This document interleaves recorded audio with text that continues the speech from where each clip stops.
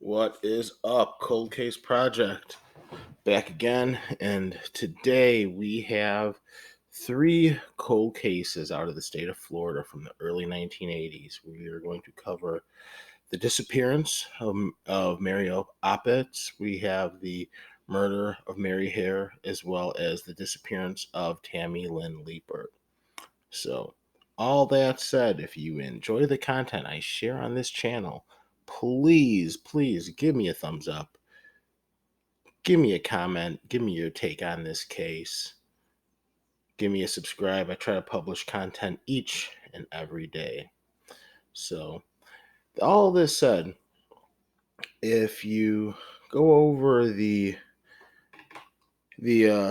crime logs from the late 70s to the early 80s, you will find many a killer from Ted Bundy making it to the state of Florida to Eileen Wuornos.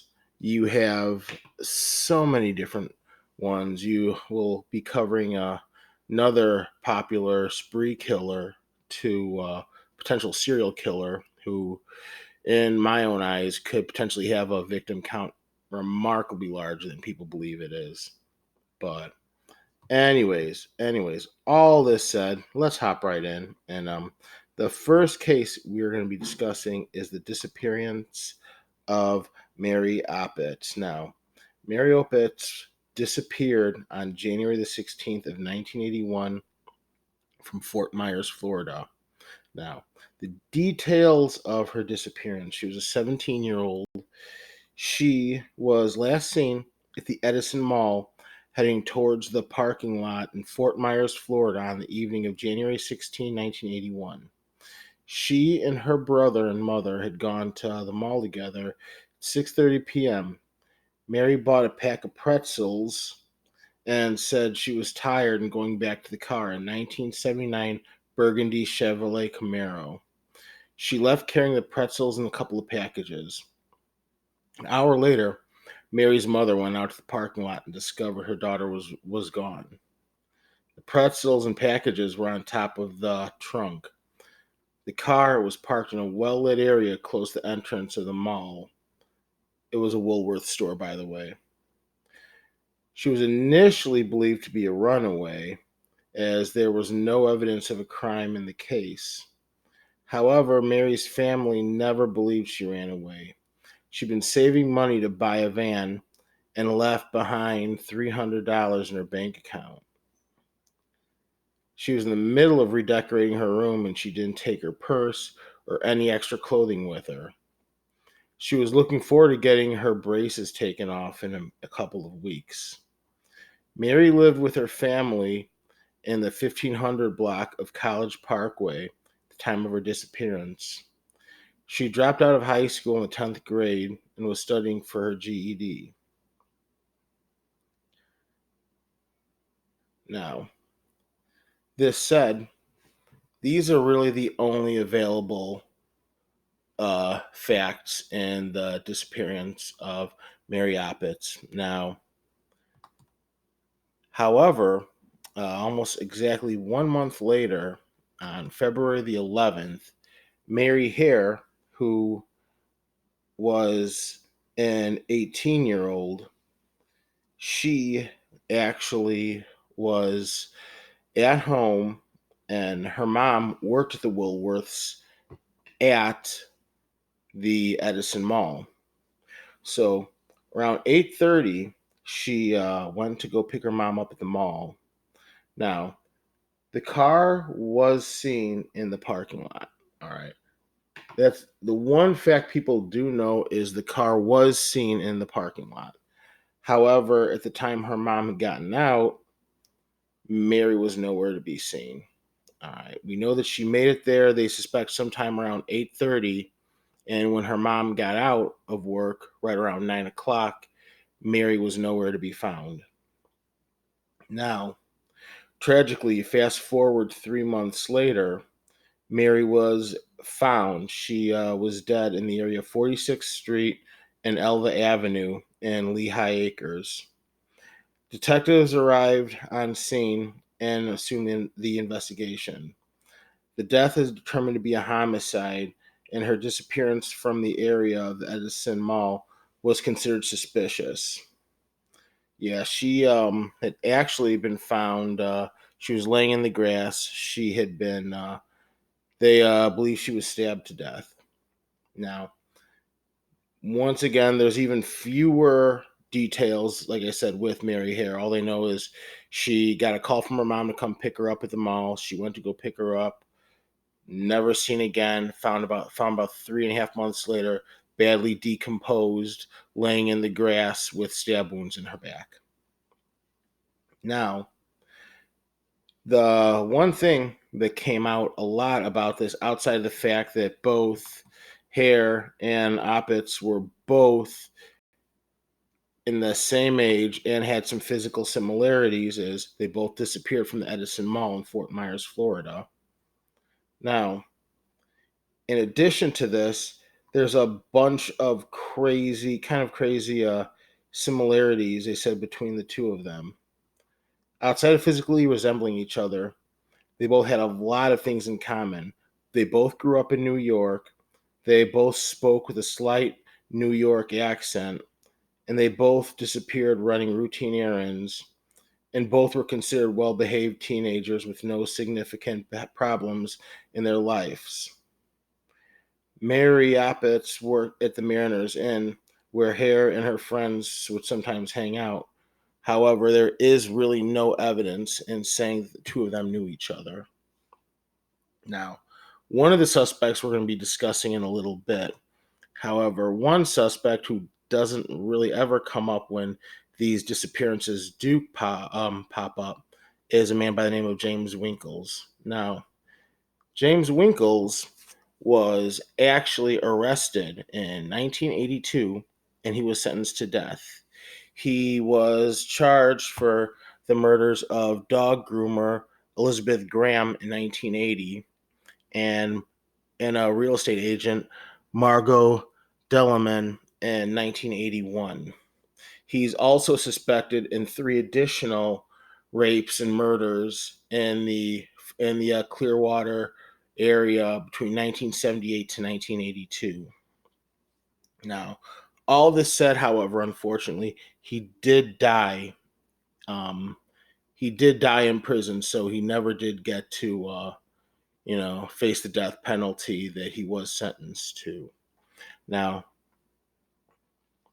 one person who was in this area, and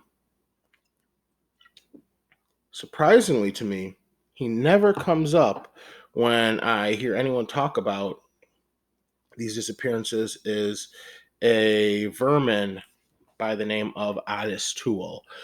For those of you who are unfamiliar with the scum that is Otis Toole, you can he is very limitedly brought up in the story of Henry Lee Lucas that was recently aired on Netflix quite a few months back, maybe even almost a year ago, I believe. He was, I've heard companion, I've heard boyfriend, I've heard multiple different things about their story, but the one thing that is known for a fact is these men ran around um, terrorizing the southern states from the late 70s to early 1980s. Now, most notably, Otis Toole is known as the man who murdered 6-year-old Adam Walsh. And even though he was convicted, and they said that it was him, and I believe it was about 2008. Now, this just piece of trash, he did pick up Adam from a mall, and guys like him, they have these routines. They go out and they're looking for someone smaller that someone that they could potentially overpower and take advantage of, for their crimes. Now, Otis Toole was about 6'1", and from what I understand, he was also who's a pretty built guy too. So it would have been pretty easy for him to, if a girl is by herself at night walking to a car, to sneak up behind and overpower a teenager and throw them in his vehicle. Not to mention the also the saying of stabbing, which is also a means that he killed a lot of his victims as well too. Now, fortunately, Toole has been off this earth for over 20 years, and in my opinion, he's most likely got to be in hell, like where he belongs now. Like I said, the other perpetrator that is a suspect in this case, I will be discussing very soon. Now, the next case we're going to discuss is a case that I've seen multiple videos on YouTube about, and I've seen people kind of give their little takes on this story. Now, in a nutshell, I'm going to kind of give my take on what happened. I'm also going to give the facts behind the disappearance. So, coming up next, we fast forward about 2 years, and we have the disappearance of Tammi Lynn Leppert. Now, Tammi Lynn Leppert was a very, very successful model. She was a teen model. She had won over 100 plus beauty pageants in the 1970s and early 80s. And she just started a film career. All right. She just started a film career. She had been in 3 movies now. Most notably, for those of you who had seen the movie Scarface, if you're not familiar, remember the scene when Stephen Bauer was in the car while Pacino getting was about to get killed. You can actually see Tammi Leppert as the blonde talking to Bauer in the car. Now, fortunately, this would be her last role, and she would disappear less than a year later. Now, here are the details of Tammi Lynn Leppert's disappearance, brought to you by the people at the Charlie Project. Leppert left her family's home in Rockledge, Florida at 11 a.m. on July the 6th, 1983, with a 20-year-old male friend. She said she was going to the beach and would be back in a little bit. She never returned home. Her friend later told the authorities that he and Leppert had gotten in an argument while they were driving, and that he left her standing in a parking lot outside the Glass Bank near an Exxon gas station in the vicinity of State Road A1A between 2nd Street North and 3rd Street North in Cocoa Beach, Florida. Many reports state Leppert was barefoot at the time of her disappearance. Her mother said she noticed she had not combed her hair before leaving the house, which was very uncharacteristic of her. She usually spent considerable time on her appearance before going anywhere at the time of her disappearance. Leppert was planning to go to California to get more involved in her acting career. She apparently never arrived there, however. Leppert's family would go on to file a $1 million lawsuit against Christopher Bernard Wilder, who we're about to discuss, shortly before his death. But the case was dropped afterwards. Leppert's mother, modeling agent Linda Curtis, later stated that she never believed Wilder was involved in Leppert's disappearance. Police have never been able to link Wilder and Leppert, and it may be a coincidence that she disappeared at the same time he was targeting area models. He had a long history of sex crimes. Now, with all this said, on June the 1st, a month before Leppert vanished, she began acting erratically at home. She yelled and screamed and broke a window with a baseball bat, accusing her family and friends of trying to poison her.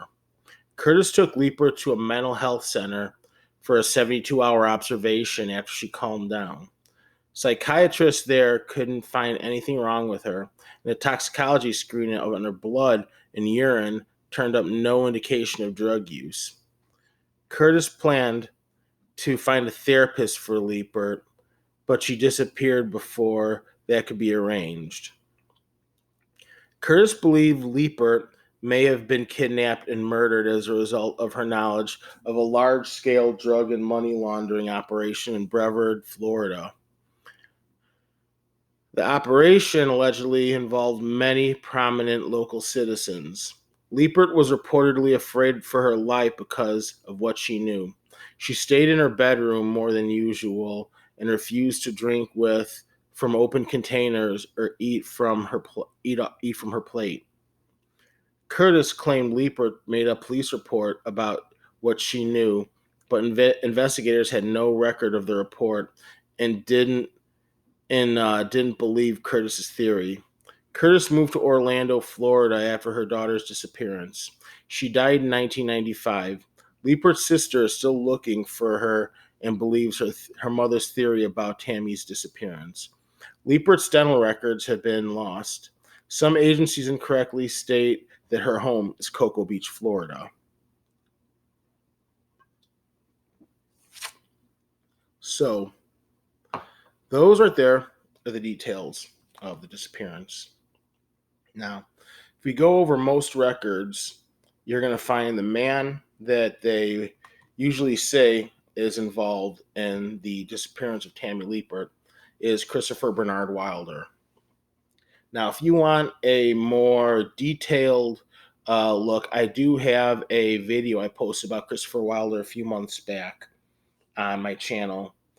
And that said, I'm also working on an additional video about Christopher Bernard Wilder that I'll be doing personally myself. Now, for those of you unfamiliar, Christopher Bernard Wilder's crime history goes back possibly, I believe, almost 20 years prior to his killing spree in 1984. Now, it was in the spring of 1984 that at least 8 women were murdered and multiple others vanished from not just Florida, but going through Texas, going through Colorado, going through Nevada, and Indiana. Christopher Wilder made it through all of America. He was at one point one of the 10 most wanted fugitives before he tried to escape Canada, which point he got into a fight with a police officer who caught him, got him, chased him down to his car, and during a fight where Wilder was grabbing his gun, Wilder shot himself 2 times in the heart, killing himself, which was eventually really leave a ton of unsolved killings and rapes to just wonder what happened. Now, it wasn't just his killing spree of 1984 that really kind of set him apart from the rest, but there have been so many disappearances, and dating back to his first suspected murder, which would have happened when he was a teenager, which was the Wanda Beach murders in his home of Australia, when 2 15-year-old girls were found raped and murdered on the Wanda Beach in 1965. Now, Christopher Wilder had very, very successful parents. They were actually able to essentially pay his way out of the trouble that he would get into. Now, he realized that back at this time, he was able to freely travel from Australia to Florida, where he would go on to build up his own successful construction business. Now, he also ran a strip club, which was very popular, I believe was in the mid 70s. And he would travel to and from. And the crazy thing is, wherever Christopher Wilder went, women went missing and women were also murdered. Now, the disappearances of both Mary Opitz and Mary Hare have also both been linked to Wilder, being that his MO for picking up a lot of these young girls would be a lot of flattery, would really just be kind of like, hey, you're so attractive. Hey, listen, I'm a modeling agent. Listen, this is my card right here. I'm going to give you $100 right now. If you come with me, I'm gonna. And he would hand the women $100, and he'd be like, come with me in my car. I'm going to show you my portfolio. Let's go. We're going to take some photographs, and I can make you a star. Now, this was Wilder's MO, which is why shopping malls were often where his victims were picked up. And also where he would be easy for him to find young women that he could lure with this with this strategy. Now, no one, like I said, we really have no evidence. I believe Christopher Bernard Wilder lived in Boynton Beach, Florida, which is about an hour and a half drive from Fort Myers, I believe, an hour and a half, 2 hours. But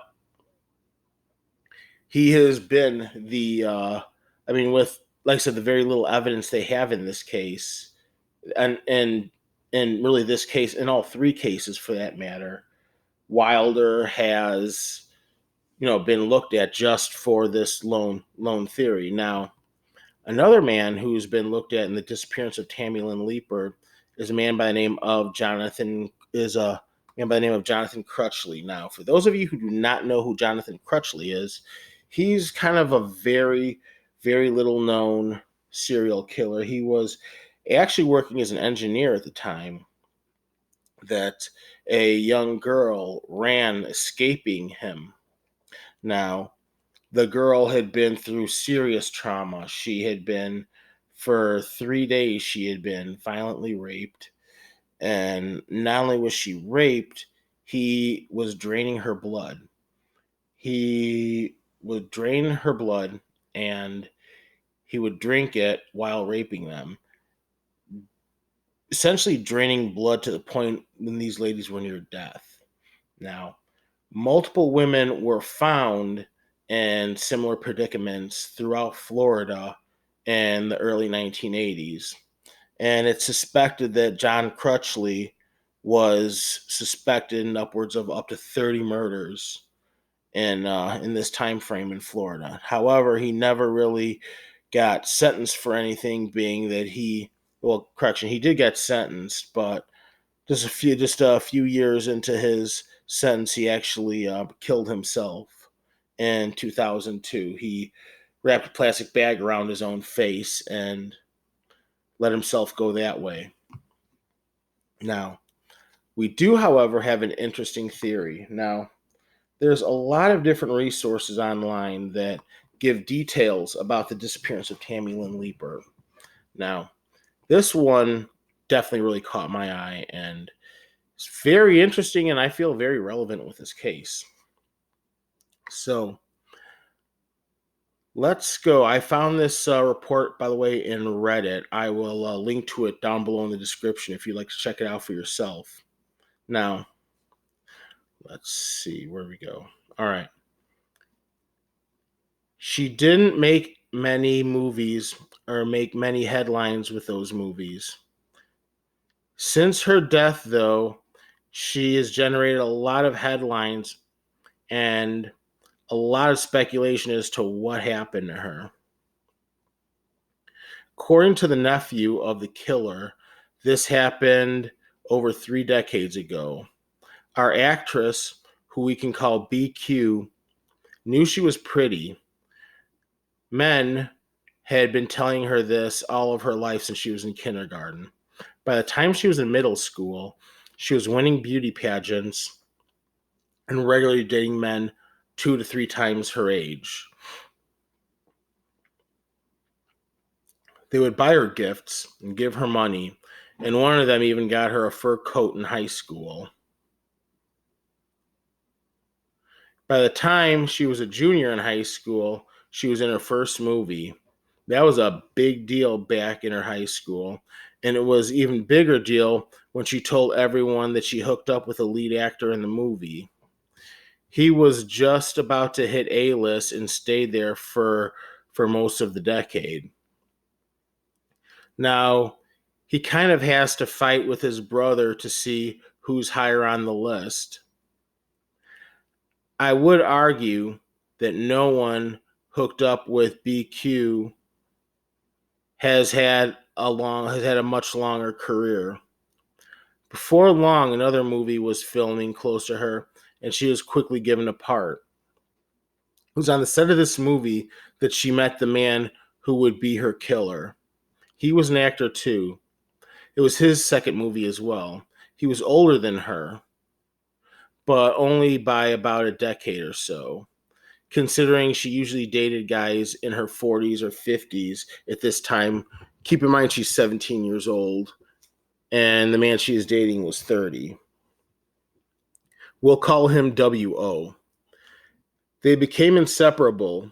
Each day they would film, and then at night they would go out until all hours of the evening. Her local boyfriend became jealous of the guy and would regularly try to confront the actor and even put his hands on BQ. Well, when WO heard about it, he beat up the boyfriend and nearly put him in the hospital. It was shortly after this that WO let BQ in on a little secret. He wanted to be an actor, but paid his bills by selling drugs. He wanted to be in the mob, and by being on movie sets, he was getting to not only act, but he was also selling vast quantities of drugs. He was in Florida, and it was the 1980s. This was a market that could get you killed, but no one had claimed any territory about movies. He was the king of movies right now. After filming the movie, they were out one night, and WO had a confrontation with a man who wanted to be on the same territory as WO. Right in front of BQ, the man was killed. WO shot him and then pulled 3 or 4 more bullets in the back of his head. BQ was covered in the blood of the dead guy. She had been that close. After that, BQ was never the same. She got a role in another movie, a much bigger role in a much bigger movie, a classic, you could say. Loved that she had landed the role because now, even if he wasn't acting, he could head to the set and sell his drugs. It was about this time that BQ told WO she was pregnant. WO said that would mess up everything but left it alone. One of the scenes that BQ had to shoot involved a murder. Remarkably, the murder was almost exactly like the one she had witnessed a short time earlier, and she freaked out. She freaked out to the point where she told WO she couldn't handle anything any longer and wanted to quit the movies, and he should quit selling drugs and they should just make a new life for themselves.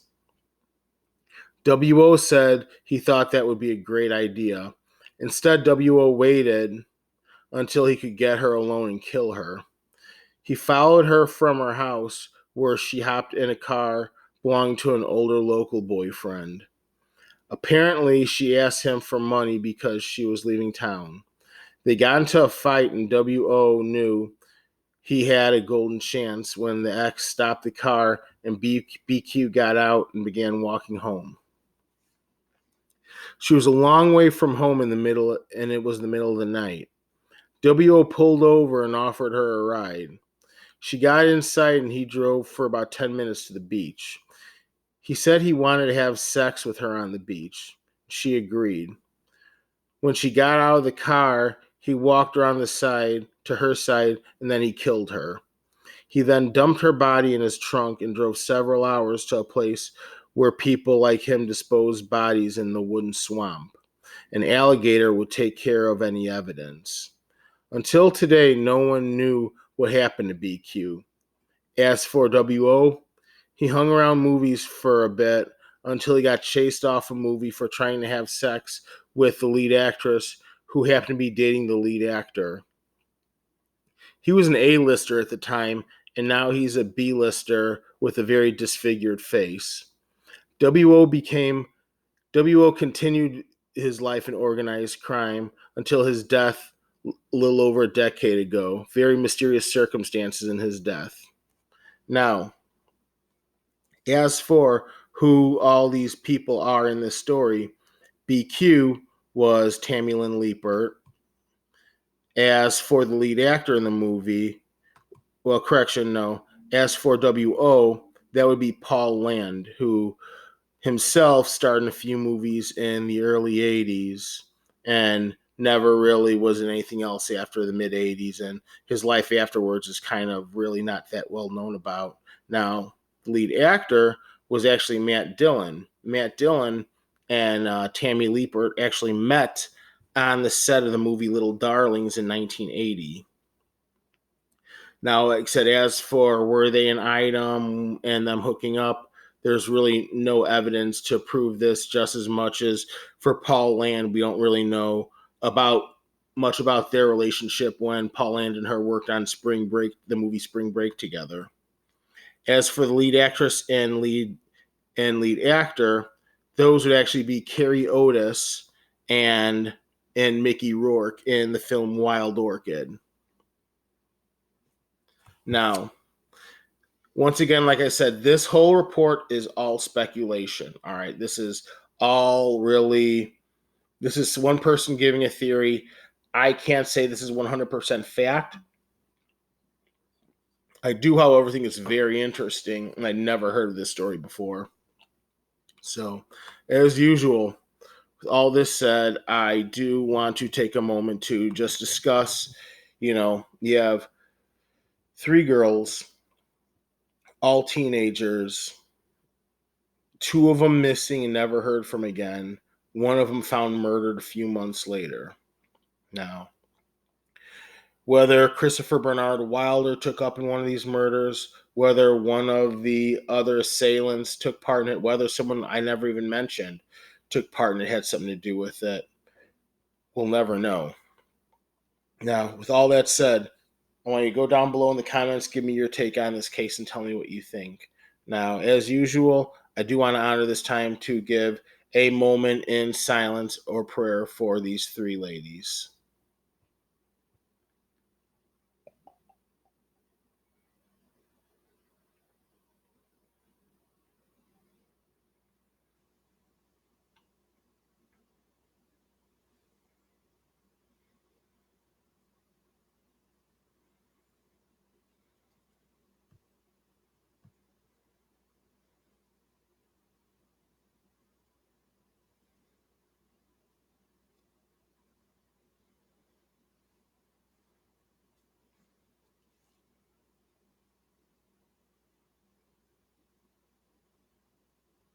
All right, thanks for tuning in, everyone. Once again, Cold Case Project. See you tomorrow. Take care.